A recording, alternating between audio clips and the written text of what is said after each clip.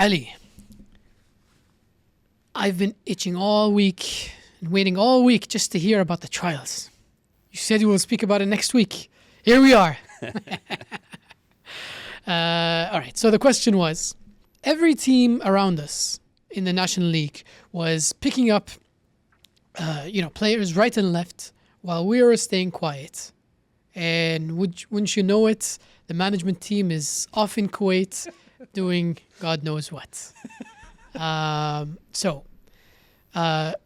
would you delay recruitment until what people say? This is not. If you're listening, if you're a player at the club and you're listening to this is not what I'm saying. But when all the good players have been picked up, right? And go do that in Kuwait. What's the return on that? How would just hypothetically, me as a local Salisbury Football Club fan benefit from whatever you're doing over there? So a lot of the recruitment, Barak, doesn't happen in May or June or it happens way before that. Okay. So you get a list of the players at the club. We have it's many of the recruitment aspects now are data driven. I think I showed you the sheet that we have. It basically has every single player. It uses like 213 data points for every single player at every single football match that they played with for the season or for the last 3 seasons, whatever is needed. And it with our proprietary data sheet, it goes at each position and evaluates a player based on the most important data points out of these 214. So we have a short list of the players that we want, and Brian and Callum and Theo, they've been working very hard to plant seeds. And all the players that were of interest were approached early on, as early as possible. And they were aware of the interest that we had. And this was before we were safely up. Oh, yeah. So that's the problem then. Before we were safely up? No, it wasn't that. It's just wasn't that bad. 2-3 games before the end of the season. But we were safe. Not mathematically. Not mathematically. But sometimes you don't speak to players, but agents understand. There are ways to get players or their representatives to know. Sometimes there are ways. Anyways, let's not get into that. Right. Because sometimes there's regulation about approaching players on the contract. Right. All right. So as soon as it's legally possible, they are approached, and they just want to wait it out. They want to see what the situation is with their clubs, or they would give a verbal acceptance of wanting to join, but they would need a few weeks to get clearance. Whatever the situation is. So a lot of the work was actually done early on, and many of it was a waiting game. So players would understand we were interested, but they said, let's just wait a couple more weeks, or I'll give you a decision by the 1st of June or 1st of July or the 15th of June or right before preseason, whatever it is. And sometimes it drags on and on until they decide that, either this is the best option they have, or they're trying to squeeze some more money out of it, or they're trying to basically use us as leverage for other clubs. Whatever the reasons are, there are many things that I've seen, which is not the way that I'm used to conducting business, obviously. But this all makes sense, but then what doesn't make sense is other teams are picking up players while we aren't. So it must be an us problem, not them. Yeah, as I've said this, we're part-time, Barak. Yeah. We haven't the financial power that some of the bigger teams have, like Dagenham or Torquay or Dorking. These guys are big spenders and they have huge budgets. So if a player has the opportunity to join us or a full-time outfit, obviously they prefer that. So it takes time, and patience, as they say, is a virtue. So then, when you were off in Kuwait doing the trials, can we say the recruitment was on? It wasn't being That's what I'm getting to, actually. You know, I know that it might be hard to comprehend this, but we do have internet here in Kuwait. And the phone call and the telephone network is also pretty decent. Yeah, I was getting my brain ready to comprehend something that's really hard to comprehend. Yeah. It turned out to be... Yeah, the work never stopped. Even Okay. on the planes, the internet is there. Yeah. So they were messaging the agents and the players. You don't need to be on the ground. And when I was in Salisbury with the footballing division, I actually went and we met a player, tried to recruit him to Salisbury, and to sell the vision and the plan. So it was, we were working on it before, and also during. Their phones were never off. They were continuously speaking, you know, even during the trials. If there was a 15-minute break where they just rested, you know, messaging agents and players, and it was non-stop. It was non-stop. Right. So speaking to other managers about players they had and what their opinions are of, you know. Okay, yeah. It's a very positive atmosphere that managers have between themselves. You know, they trust each other. They try to convey proper. Because they'd like the same Exactly. in return. Yeah. Exactly. It's a reputation-based game. Exactly. Yeah. And but obviously, when it comes to tactics or things, that's off limits, and that's when it becomes serious. Southampton. So that's basically it. It didn't affect recruitment at all. I would say it actually helped recruitment. It gave us a different story. It gave us something different we're doing. It helped us with our global reputation. As I said this before. Do you agree? Salisbury in Kuwait is bigger than many other Premiership teams, like I was West worried. Ham. Oh, I was Like? worried you're going to say a name, and then you said the name. Maybe not West Ham. Maybe not West I am adamant, and I'm sure we're bigger than West Ham in Kuwait. Ham. Okay. Come on, Theo. You know, Theo's a West Ham fan. Tottenham, I'd say we're on par I with wouldn't say Tottenham. West Ham. West Ham is you know, at least based in London. You know, it's a big club, but there's I'm not speaking the footballing, football fanatics. no popularity. I'm talking. I'm pretty sure. I have Maybe- never met a West Ham Okay, Kuwaiti fan except we're for getting one. we're getting ahead of ourselves, because maybe after the trials, I would agree with you. After the trials, after what's done with the I'm trials. speaking about now. Okay. That's Right. that's how it brought it out. Is that we are big here. Right. We are huge here. We were big, but now we're on a different level. Oh yeah.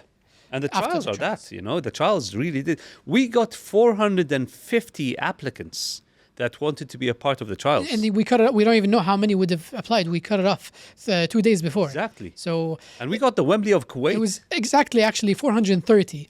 We were late by 30. Our cutoff limit was 400, but we couldn't get there in time to stop in time. So we had 430 applicants, but we cut it off. We wanted 400, and unfortunately we had to choose. We had between those. And it was fun. It was was a lot of fun. great fun. It was a lot of We had players from the Kuwait national team, footballing legends in Kuwait, you know. Yes. The minister played some football. He used to be a football player. He used to be the GM of Nottingham Forest. Yeah. So he's well versed in that. And he played a part. He was there. He played football with the kids.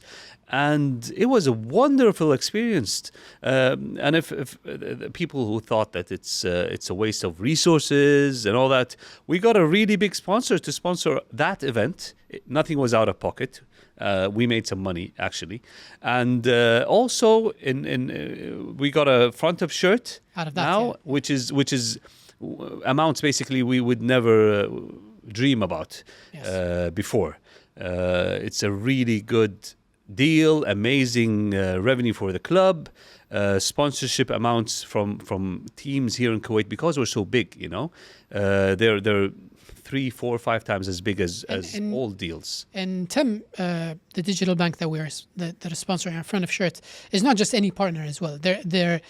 They are, first of all, a digital bank which their target is the younger generations, and that's what we're trying to build here. We're trying to build lifetime supporters, people either our age, but preferably much younger. And I was surprised, with all the meetings I'm doing here in Kuwait, a lot of the people I meet, they express that when their kids find out they're meeting with us, they're like, "Oh, I know that club. I follow them," and so it's surprising to me that we've reached the demographic we're trying to reach, and I think TEM is a great partner to get us there. They're one of only 2 banks that's targeting this generation right now, and I think they're doing a pretty good job partnering with many different organizations in different fields to target that generation. And as a digital bank, they have a lot of data that we can maybe not have access to. Obviously, it's a bank, but their network can be leveraged to become supporters of the club. Whether that's following us, coming to visit when they're off to London, which by the way is the number one destination for Kuwaitis is London. So what is it? An hour drive, an hour and a half drive to the club. So merchandise. So it's really big for us to partner with these companies here in Kuwait that target the same demographic that we do, and we can leverage them to get to our demographic. So that's one of the other things we got out of the trials. And they're fun, The trials? TEM are fun. Yeah.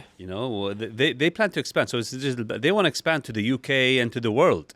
And they're not small, just so that people understand.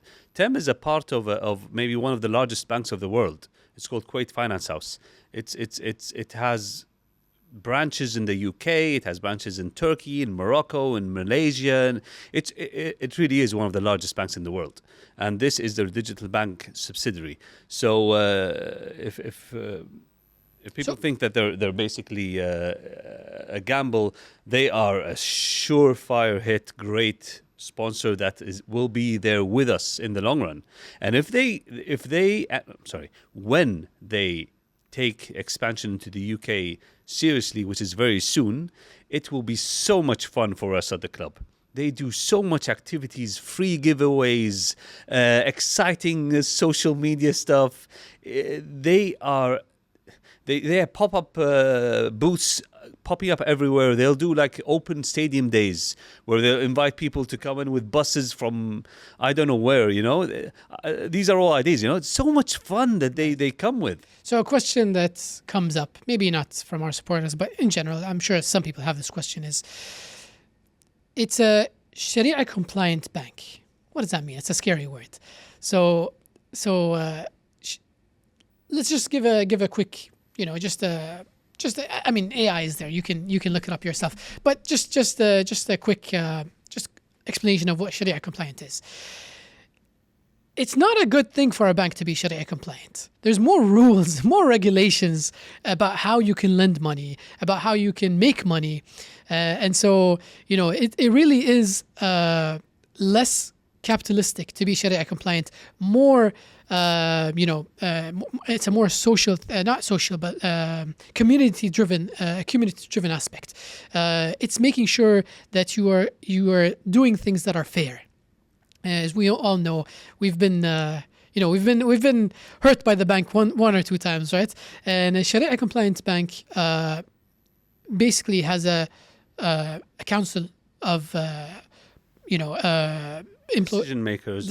But they govern that the bank Sharia compliant. Is Sharia compliant, meaning they don't lend in sketchy ways or make money from because usury is against, right? We don't use the interest. Right. Interest is forbidden.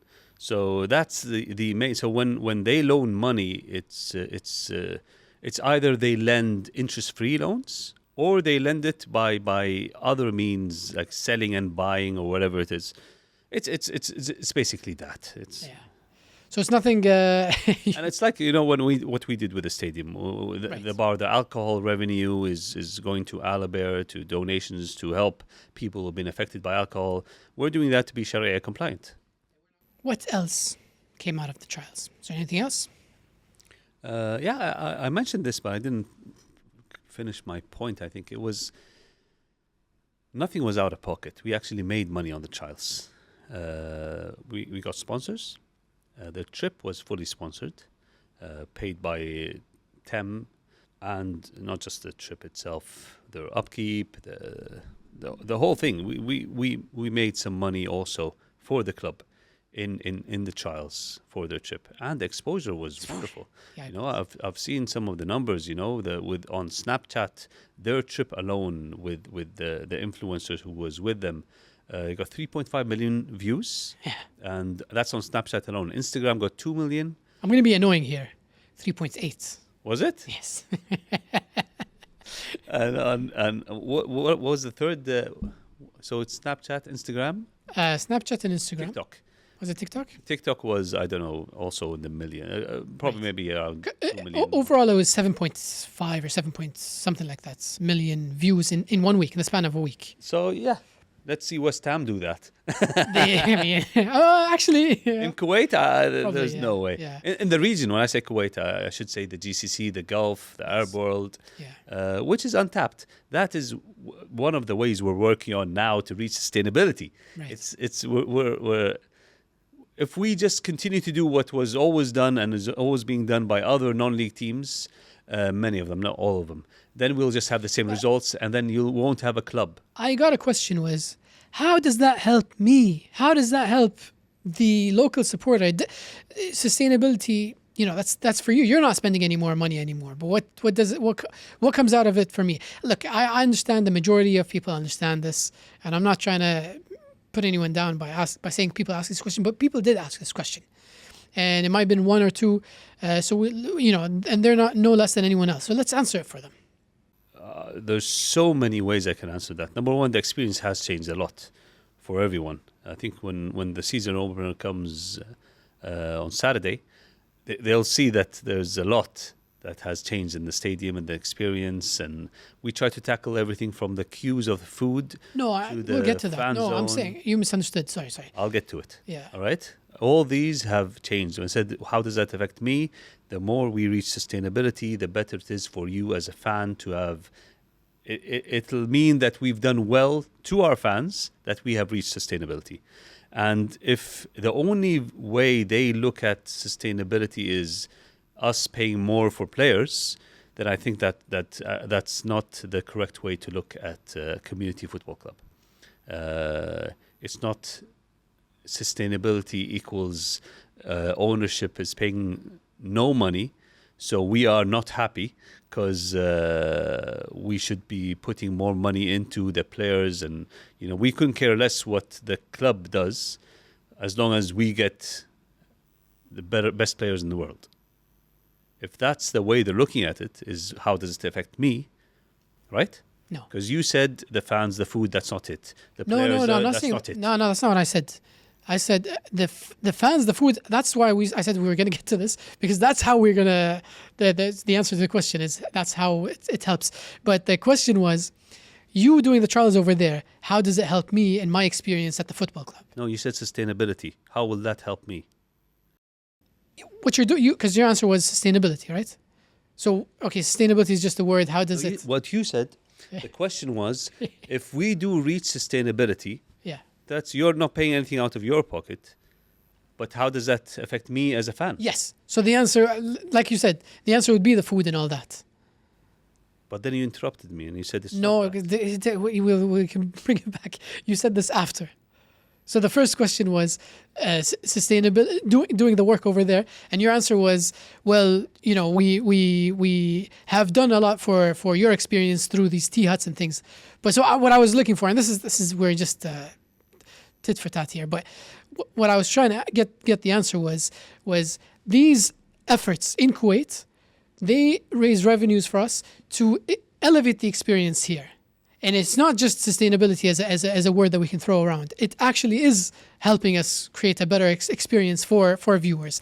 Getting a lot of revenue from overseas and expanding our budget brings us more wins, and more wins elevates your experience. So that's the idea I was trying to bring you to. But the way I understood it was, if you're sustainable, you want to go for sustainability. The way I understand the questions when I hear this is, okay, you want to go sustainable. Okay, so what? How does that help me? Why should I care as a fan that you want to be sustainable? Yeah, it must have been my fault because the question that I got wasn't about sustainability. I'm pretty sure everyone understands how sustainability helps them. I was trying to get something out of Let me ask you, more out how of does you. sustainability help them? Yes. So the question I got was, how does you're doing that help us here? So the question. Give me that. Yes. How does sustainability help the fan? So I want you to answer that. in my opinion, these efforts that we're doing overseas, increasing revenues there will at the end of the day funnel it back into the club and elevating the experience at the club. So some of the things that we are looking to do is have a smart stadium, right? Everything will be, the first step we did was cashless, but cashless is not the end goal. The end goal is to have a smart stadium to where everything will be simpler to use, faster, more efficient, no queues. All of these things, they're a step-by-step process, and we can't really do those because the budget to do something like this is very expensive. And so bringing in revenue from outside of the club helps to get there. The fan zone is one of them. People will see this. I'm sure they'll have seen it by the time this airs.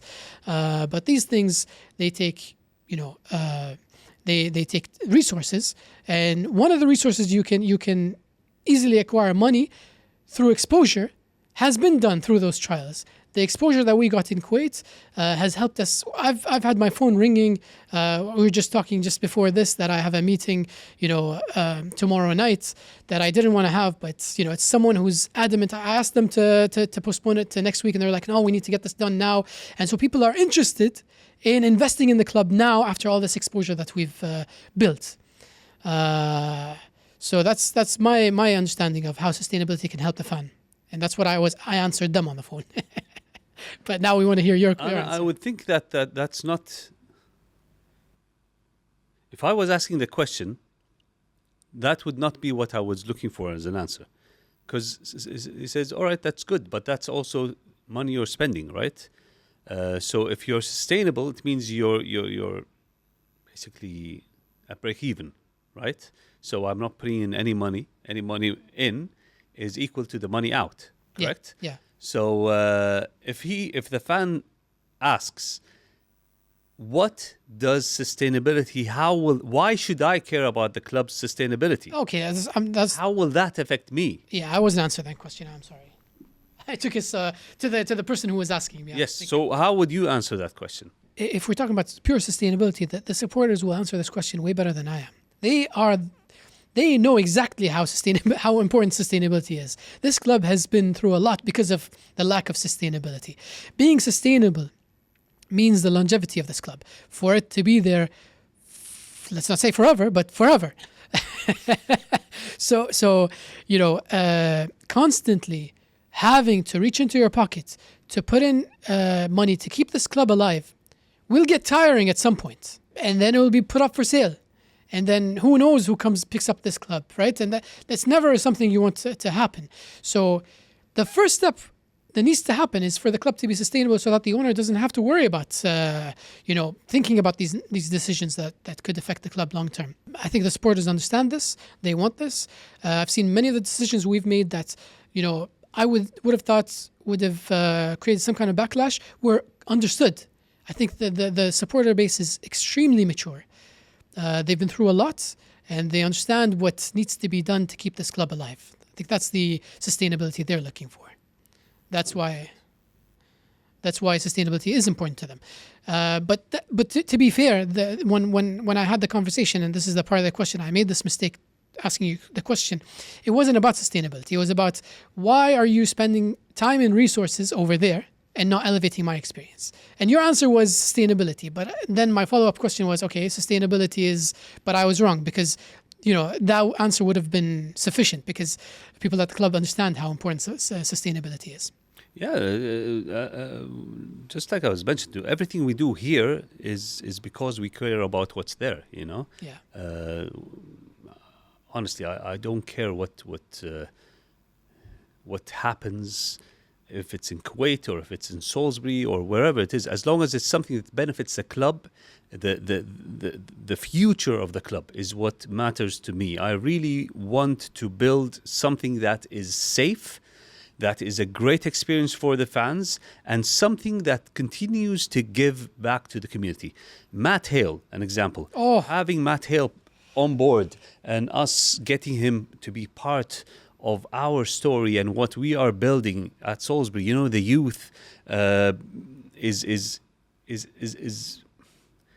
absolutely integral to everything we have at the club. You know, and it wasn't meant to be a statement. To have him on board, that was the last thing on my mind. It was meant to build the youth on solid foundations, all the way from young kids to the academy and to the under 23s. That is what I care about. I want to do it right. Hence, we brought the best people in the world and the best minds to help us set it up and continue to go on this trip. You know, it's something that's going to be absolutely critical to the future of the club and its success. We've always talked about it, the youth, but now it's backed up. Now it's completely backed up. Well, obviously, it was backed up when we decided to add the JPL to the club, but this is a completely different level now.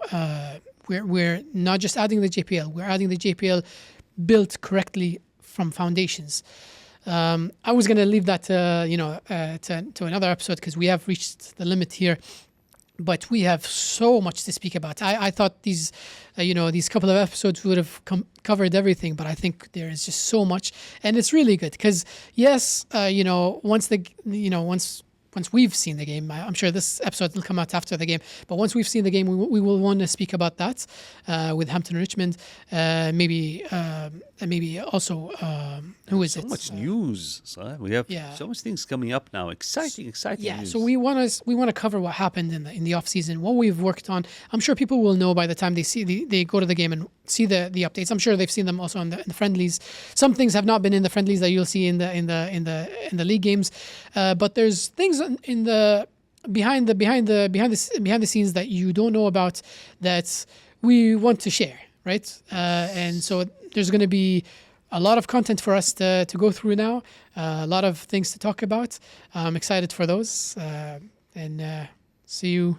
I don't know if it's going to be next week, but all right. Thank you.